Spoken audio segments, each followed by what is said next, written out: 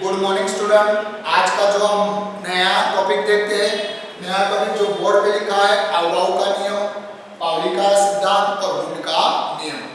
बच्चों ये most important topic है, यह अपने चैप्टर का आखिरी टॉपिक भी है, यह मोस्ट इम्पोर्टेंट है। इसके आधार से आपको इलेक्ट्रॉनिक विन्यास लिखनी आएगी। 9वीं कक्षा और 10वीं कक्षा के अंदर आपने इलेक्ट्रॉनिक विन्यास सीखी थी, लेकिन वह कक्षा के आधार से थी। अब हम कक्षा के आधार से इलेक्ट्रॉनिक विन्यास पढ़ेंगे। बच्चों दोबारा बोलता हूँ, ये मोस्ट इंपोर्टेंट टॉपिक है, इसकी जितनी भी हम प्रैक्टिस करेंगे उतनी कम होगी। सबसे पहला पॉइंट उसके अंदर देख लेते हैं, ठीक है। अवगाव का नियम है, फिर उसके बाद पाउली का नियम और उसके बाद हुंड का सिद्धांत। यह तीनों जो नियम है यह आपको केवल 11वीं और 12वीं के अंदर ही नहीं, जब तक आप केमिस्ट्री पढ़ोगे इनके आधार का, इनका बेसिक पॉइंट के तौर पे इसका उपयोग किया जाएगा, इसीलिए ये मोस्ट इंपोर्टेंट टॉपिक है। अब हम शुरुआत करते हैं अपने टॉपिक की। सबसे पहले हम देखते हैं अवगाव का नियम। मैंने बोर्ड पे लिखा है इलेक्ट्रॉन सबसे पहले निम्न ऊर्जा स्तर वाली कक्षक में भरा जाता है, उसके बाद ही उच्च ऊर्जा स्तर वाली कक्षक में भरा जाएगा। यानी कि जो इलेक्ट्रॉन होगा जो कक्षक में भरा जाएगा, तो कौन सी कक्षक में सबसे पहला जाएगा?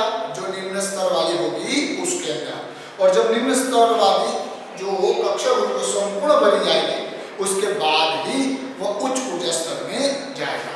ये आपको समझाने के लिए अगर परिभाषा लिखनी हो तो ये उसकी परिभाषा होगी।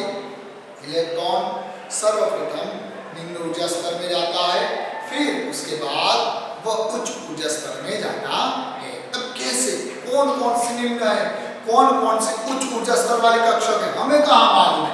तो आइए वही हम सीखते हैं। मैंने आपके सामने कुछ उसके क्रम में लिखी है। जो सबसे पहले निम्न ऊर्जा स्तर है यानी कि 1s, उससे अधिक ऊर्जा वाली है 2s, उससे अधिक ऊर्जा वाली है 2p, उससे अधिक ऊर्जा वाली है 3s। वैसे ही मैंने क्रम में लिखा। अब ये कैसे है वो हमें देखते हैं। लेकिन बच्चों ये जो क्रम है आपको यहाँ तक अभी तैयार कर देना है। अभी क्या कर देना है? तैयार कर देना है। 1s 2s 2p 3s 3p 4s 3d और 4d के बाद क्या आएगा बच्चों? 4p आएगा। क्या आएगा? 4p। अब इतना क्रम आपको तैयार कर देना है। अब हम यहाँ पे ये सारी मैंने उपकोष लिखे, ये 1s 2s 2p ये सारे क्या कहे जाएंगे? उपकोष कहे जाएंगे। सारे उपकोष लिखे। अब सारे उपकोष की मुझे क्या देखनी है? ऊर्जा। कौन सा उपकोष निम्न ऊर्जा का है, कौन सा उपकोष अधिक ऊर्जा का है, उसके लिए इक्वेशन है n प्लस h। तो आप देख सकते हो कि ये जो उपकोष में n की वैल्यू कितनी होगी बच्चों? 1 होगी। ये जो 1s है उसमें n की वैल्यू कितनी होगी? 1। और l की वैल्यू कितनी होगी? 0। कैसे आपको बताया? l के लिए अगर 0 होगा तो कौन सा होगा? s, 1 होगा तो कौन सा होगा? p, 2 होगा तो कौन सा होगा? d और 3 होगा तो कौन सा होगा? f। 0 से शुरुआत करते हैं, s 3 d f 0 1 2 3, यानी कि s था इसलिए हमने क्या लिखा? 0। तो 1 प्लस 0 कितना आएगा बच्चों? 1 आएगा। n प्लस n यानी कि n प्लस n कितना आएगा? 1। अब वैसे ही हम 2s में n की वैल्यू क्या है? 2, s की वैल्यू l के लिए क्या हो जाएगी? 0। तो कितना आएगा? 2। यानी आप देख सकते हो यहाँ ऊर्जा कितनी आई? 1 और यहाँ 2s की ऊर्जा कितनी आई बच्चों? 2। इसीलिए 1s की तुलना में 2s की ऊर्जा क्या है? अधिक। यानी जब इलेक्ट्रॉन बनने की बात आएगी तो सबसे पहले आप 1s में भरोगे, 1s भर जाने के बाद ही आप किसमें इलेक्ट्रॉन भरोगे? 2s के। आप 2p की बात करते हैं तो n की वैल्यू कितनी है? 2 दिख ही रही है, आगे जो लिखा है वो n की वैल्यू होगी। और p कक्षक इसलिए l की वैल्यू क्या होगी? 1। तो यहाँ पे कितना आएगा बच्चों? 3 आएंगे। कितने आएंगे? 3। अब मैं कौन सा लिखता हूँ? 3s देख रहा हूँ। तो 3s के अंदर n की वैल्यू कितनी है? 3। n की वैल्यू कितनी है? 3। ऐसे इसीलिए l की वैल्यू क्या हो जाएगी? 0। तो 3 प्लस 0 3। अब यहाँ पे आपको कंफ्यूजन हो सकती है, भाई 2p और 3s दोनों की ऊर्जा वो तो समान आई, 3 3 नहीं बच्चों। जब इस तरह से ऊर्जा का आंसर समान आ जाए, क्या आ जाए? समान आ जाए, तब आपको क्या देखना है? उनकी n की वैल्यू। कौन सी वैल्यू देखनी है? n। जिसकी n की वैल्यू अधिक होगी, जिसकी n की वैल्यू अधिक होगी, उसकी ऊर्जा क्या मानी जाएगी? ज्यादा। उसकी ऊर्जा क्या मानी जाएगी? ज्यादा। इसीलिए भले 2p की ऊर्जा 3 थी, 3s की ऊर्जा 3 थी, लेकिन दोनों में n की वैल्यू 3s में क्या है? अधिक। इसलिए हम ऐसा कह सकते हैं कि 2p की तुलना में 3s की ऊर्जा क्या होगी? अधिक होगी। कंप्लीट। वैसे ही अगर 3p का देखेंगे तो 3p में n की वैल्यू कितनी है बच्चों? 3, p की वैल्यू 1, तो 3 और 1 4। ठीक है। वैसे ही 4s में n की वैल्यू 4 और s की वैल्यू 0, तो टोटल कितना आएगा? 4। यहाँ पे भी वही बात बच्चों, लेकिन दोनों का जोड़ समान है, लेकिन कौन सी वैल्यू देखेंगे? जब जोड़ समान हो तभी हमें देखना है, उससे पहले देखना नहीं। जब यहाँ ऊर्जा n प्लस l की वैल्यू जब समान आ जाए, n प्लस l की वैल्यू समान आ जाए, तभी हमें n की वैल्यू देखनी है, वरना देखनी नहीं है। यहाँ पर देख सकते हैं n प्लस l की वैल्यू दोनों की क्या आ गई? समान आ गई। तब हम किसको देखेंगे? n की वैल्यू को। तो n की वैल्यू अब यहाँ पे कितनी है? 4 है बच्चों। कितनी है? 4। तो ये दोनों में 4s की ऊर्जा क्या होगी? अधिक होगी। उस तरह से ऊर्जा हमें पता चल जाता। अब लास्ट वाला देख लेते हैं 3D। 3D में n की वैल्यू कितनी है? 3, और d के लिए कितनी आएगी? n की वैल्यू 2, तो 3 और 2 5। इसलिए हम कह सकते हैं ये इसी क्रम में लिखा है, सबसे कम ऊर्जा 1s की, उससे अधिक 2s की, उससे अधिक 2p की, उससे अधिक 3s, 3p, 4s, 3d। इस तरह का ये क्या होगा? क्रम होगा। वैसे आप 4p की निकालोगे तो 3d की तुलना में क्या होगा? अधिक। यानी सिंपल सी बात, n प्लस l की वैल्यू वो ऊर्जा दर्शाती है, लेकिन जब n प्लस l की वैल्यू समान आ जाए, n प्लस l की वैल्यू बच्चों समान आ जाए, तब हमें क्या देखना है? n को देखना है। जिसकी n की वैल्यू ज्यादा होगी उसकी ऊर्जा ज्यादा होगी। यानी अवाव के नियम के आधार से ऐसा हम कह सकते हैं, इलेक्ट्रॉन सबसे पहले निम्न ऊर्जा स्तर में भरा जाएगा, उसके बाद ही उच्च ऊर्जा स्तर में जाएगा। यानी अगर 1s कंप्लीट होगा तभी वो 2s में जाएगा, 2s कंप्लीट होगा तभी वो 2p में जाएगा। ऐसा कभी नहीं होगा कि 2p रिक्त रहेगा और वो 2p में 2s रिक्त रहेगा और 2p में चला जाएगा, ऐसा कभी होगा नहीं। ये हमारा अवाव का नियम बच्चों कंप्लीट हो गया। अब हम पाउली और होम का नियम देखते हैं। ये दोनों में एक साथ समझा देता हूँ और फिर उसको साथ में समझाऊंगा। अब देखिए बच्चों, पाउली ने जो कहा था वो आपको बता दिया है कि एक कक्षक में अधिक से अधिक 2 इलेक्ट्रॉन आ सकते हैं। एक कक्षक में अधिक से अधिक कितने इलेक्ट्रॉन आ सकते हैं? 2।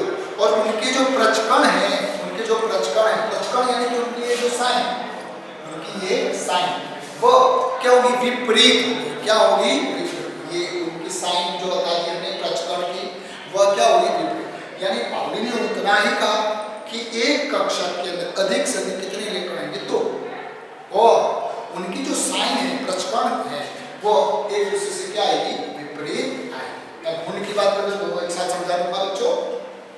हुंड ने ऐसा कहा था, एक p उपकोष के कक्षक में, ध्यान देना बच्चों, एक p उपकोष के कक्षक में इलेक्ट्रॉन सबसे पहले अयुग्मित भरे जाते हैं, उसके बाद ही उनका युग्मीकरण होता है। इलेक्ट्रॉन सबसे पहले एक कक्षक में अयुग्मित भरे जाते हैं, उनके बाद ही युग्मीकरण होता है। जैसे कि यहाँ देख सकते हैं। अब ये S को क्या कहेंगे? उपकोष। S को हम क्या कहेंगे? उपकोष। और ये उनकी क्या है? कक्षक। ये उनकी क्या है? कक्षक।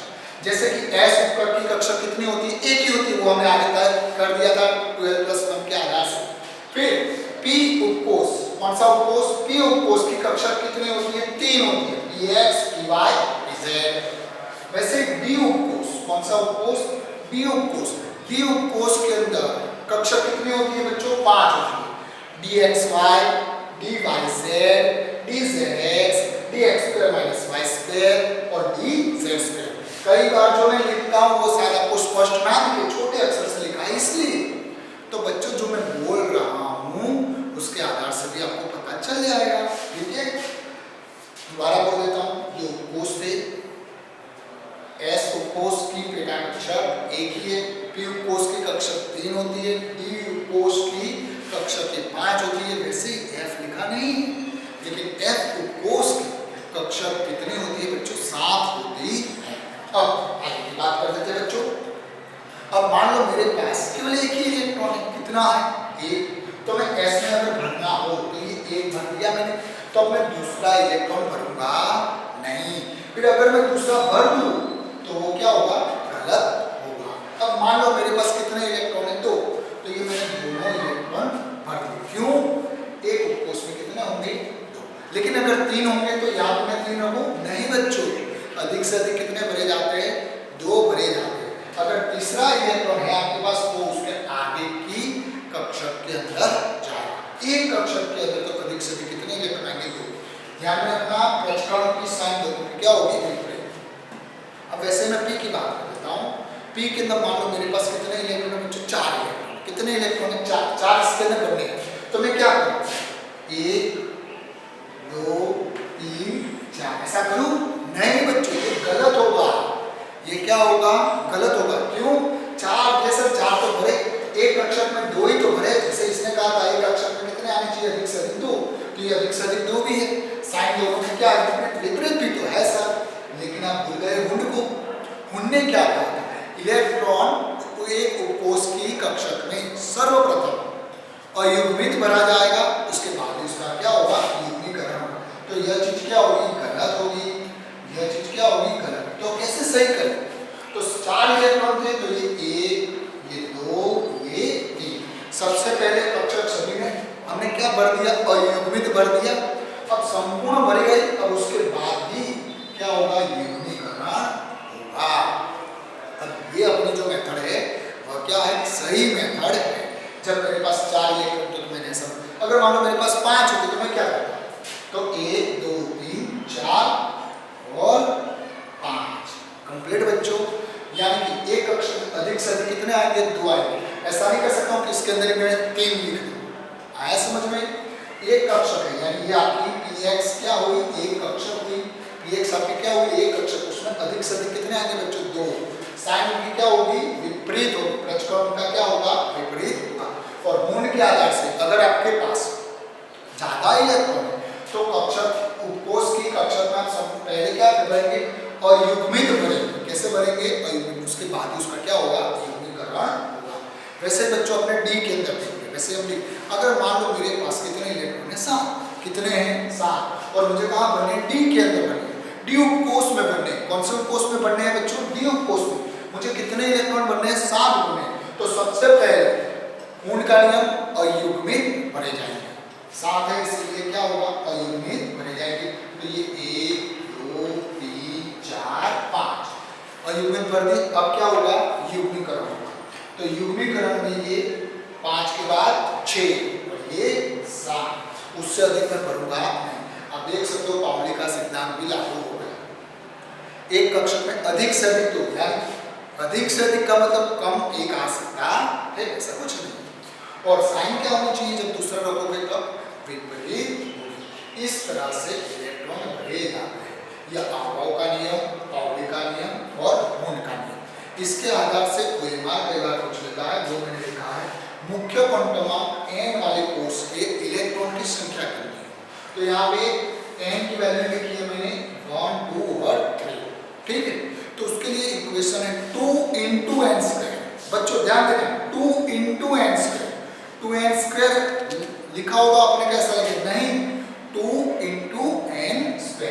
अगर पहली कक्षा होती, मैंने आपको इस तरह से जो दर्शाया है, ये धनावेश, ये पहली कक्षा K L और M। तो ये K कक्षा जो होती है उसमें कौन कौन सी कक्षा होती है? 1s होगा। ठीक है, 1s यानी कि s वाला ब्लॉक एक ही। फिर L यानी कि कौन सा होगा? 2s और 2p। 2p में कितने आएंगे? 3 आएंगे। वैसे ही M होगा तो कौन कौन सी आएगी? 3s 3p और 3d। तो यहाँ पे आप देख सकते हो मैंने उसके आधार से लिख दिया है। अब इक्वेशन की हम बात करेंगे, उसके लिए वैल्यू कैसे रखेंगे वो देख लेते हैं बच्चों। ये पता चल गया पहली कक्षा की है तो उसमें कौन कौन सी कक्षा आएगी? 1s। अगर 2 होगा n की वैल्यू तो यानी L कक्षा। L कक्षा होगी तो उसमें कौन कौन सी जो उपकोष आएंगे? 2s और 2p। अगर n = 3 होगा M कक्षा है से उपकोष आएंगे 3s 3p और 3d। अब इक्वेशन में वैल्यू रखते बच्चों ध्यान देना, n की वैल्यू कितनी है 1, n की वैल्यू बच्चों कितनी है 1, तो यहाँ 1 तो 1 का स्क्वायर कितना होगा 1, 1 गुणा 2 यानी वैल्यू कितनी आ जाएगी 2 आ जाएगी, कितनी आ जाएगी n की वैल्यू यहाँ रखी 1 का वर्ग 1, 1 गुणा 2 यानी 2 आ गया। अब यहाँ पे 2 रखा हूँ, कितना रखा हूँ तो 2 का वर्ग 4, 4 गुणा 2 यानी कितना होगा 8, 3 रखा हूँ तो 3 का वर्ग 9, 9 गुणा 2 यानी कि 18। अब बच्चों ध्यान रखिएगा s कक्षक होगी तो उसमें अधिक से अधिक कितने इलेक्ट्रॉन आएंगे 2, तो ये 2 आ गए, कितने आ गए बच्चों 2। अब वैसे 2 की बात करूँ तो ये 2s के अंदर अधिक से अधिक कितने इलेक्ट्रॉन आएंगे बच्चों 2 आएंगे, s होगा तो अधिक से अधिक कितने आएंगे 2, और p कक्षक होगा p उपकोष होगा तो उसमें अधिक से अधिक कितने आएंगे, अधिक से अधिक पूछ रहा हूँ तो कितने आएंगे 6, कैसे 1 में 2 तो 3 में कितने होंगे 6, तो 6 और 2 8 आ गए, कितने आ गए बच्चों। वैसे ही अगर n की वैल्यू 3 होगी तो उसमें क्या होगा s में अधिक से अधिक कितने आएंगे 2, p होगा तो उसमें कितने कक्षक है 3 कक्षक है, तो 3 कक्षक के अंदर अधिक से अधिक कितने इलेक्ट्रॉन आएंगे बच्चों 6। वैसे अगर d है तो d में कितने कक्षक है 5, 1 के अंदर अधिक से अधिक 2 तो 5 के अंदर अधिक से अधिक कितने आएंगे 10, इन सबका जोड़ करोगे तो कितना आ जाएगा 18, यानी ये उसका इक्वेशन था 2 × n²। बच्चों ये कंप्लीट हो गया। अब इसके आधार से इलेक्ट्रॉनीय विन्यास करते हैं, तो ध्यान देना बच्चों कैसे किया जाता है।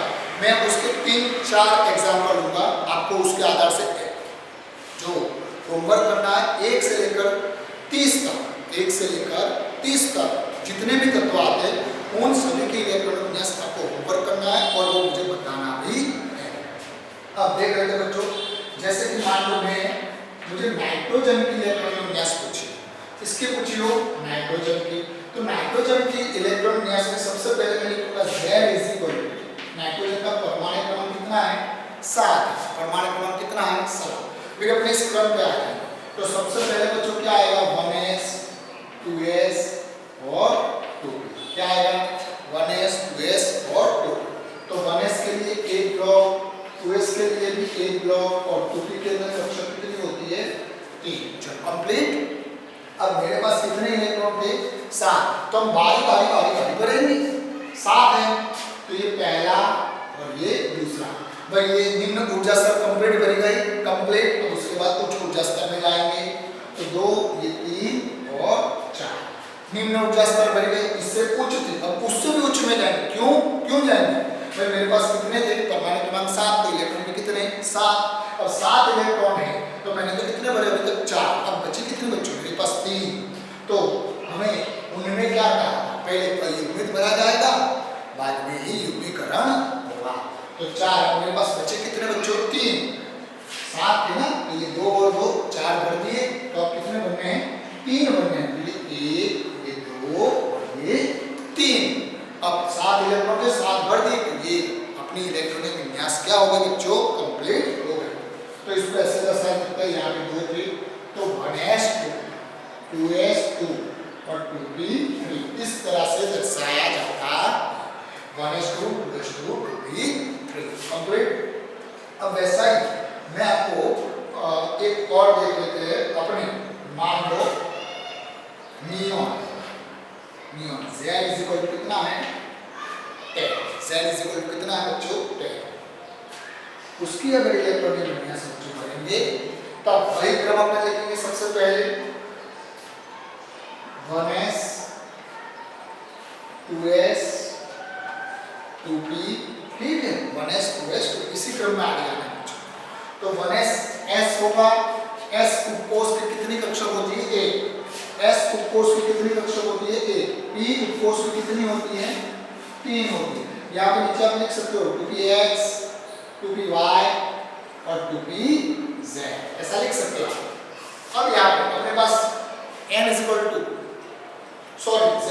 कितने 10 यानी कि 10 इलेक्ट्रॉन होंगे। तो यहाँ पे इस उपकोष में सबसे पहले कितने भरे जाएंगे 2 भरे जाएंगे अधिक से अधिक। कब एक कक्षक में कितने आते हैं 2, यहाँ पे भी अधिक से अधिक कितने आएंगे 2, तो 2 और 2 4, अपने पास बचे कितने अभी 6 बचे। 6 बचे। तो अपने क्या करेंगे, पहले अयुग्मित भरेंगे। पहले क्या करेंगे, अयुग्मित भर दिया हमने, 6 और 4 और 3 7, अभी और 3 बचे, तो 7 और 3 10 कंप्लीट। तो अपने यूं ऐसा लिख सकते हैं 1s2 2s2 2p6 कंप्लीट बच्चों। अब नियॉन के बाद अब मैं एक और ले लेता हूं, जैसे कि मैं ले लेता हूं एल्यूमिनियम, इसका मैं लेता हूं एल्यूमिनियम। अब एल्यूमिनियम का परमाणु क्रमांक Z कितना है बच्चों, 30। Z कितना है, 30। तो अब इसके लिए अगर मैं करूंगा तो सबसे पहले 1s 2s 2, अगर ये करूंगा तो 10 तक ही आएंगे। तो मैं आगे और जाता हूं, आगे कौन है, 3s और 3, आगे भी लिख देता हूं 3s और 3। सबसे पहले निम्न ऊर्जा स्तर, उसके बाद उच्च ऊर्जा स्तर, निम्न उच्च निम्न उच्च निम्न उच्च, यानी इस तरह सा क्रम है, ठीक है। अब s तो कोस होगा, उसमें कक्षा कितनी होगी, s है इसीलिए 1। अब p है, क्या है, p है इसलिए कितनी आएगी बच्चों, 3 आएगी। फिर 3s है तो कितनी आएगी, 1 आएगी। 3p है तो बच्चों कितनी आएगी, 3 आएगी। अब इलेक्ट्रॉन भरने हैं, अपने पास कितने इलेक्ट्रॉन है बच्चों, 13। तो s के अंदर 1 2 संपूर्ण भरा दिया। ये क्या हो गई, संपूर्ण भरी गई। हमने कहा निम्न ऊर्जा स्तर जो क्या होगा, सर्वप्रथम भरी जाए, संपूर्ण भरी जाए, तभी वो उच्च ऊर्जा स्तर में जाए। तो इसमें भी कंप्लीट। अब कितने हुए, 4, अपने पास तो 13, तो ये 1 2 3, अभी कितने हुए, 4 और 3 7, 13 7 8 9 10, ठीक है। फिर 11 12, अब 1, यानी अब देख लो हम उसी क्रम में जा रहे। अब 1 है तो ये 1 कहाँ आएगा, इधर, किसी में भी हम 3 रख सकते नहीं है। अधिक से अधिक कितने आएंगे बच्चों, 2। अब वही दर्शा देते हैं, तो 1s2 2s2 2p6 2p6 3s2 3p1, इस दोनों तरह से आपको बताना है बच्चों। यहाँ पे जो अपना जो टॉपिक होगा वह कंप्लीट हो जाता है। इस तरह से आपको 1 से लेकर 30 तक सभी एलिमेंट की इलेक्ट्रॉन विन्यास आपको लिखनी है, और जितनी प्रैक्टिस करोगे उतना अच्छे से ये बनना आने वाला है। इसकी जो आप लिखकर, आपको ये लिखकर मुझे आपको उसकी फोटो भी भेजनी है। आशा रखता हूँ